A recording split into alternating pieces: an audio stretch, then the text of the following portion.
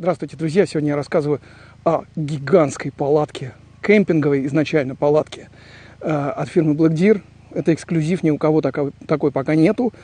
Огромная кемпинговая полубочка, но у нее ее характерная особенность – металлические дуги и тканевое антитерпаулинговое дно. Все как у взрослых. И эти отличия переводят ее из разряда обычных кемпинговых палаток скорее в экспедиционные. Сейчас все покажу.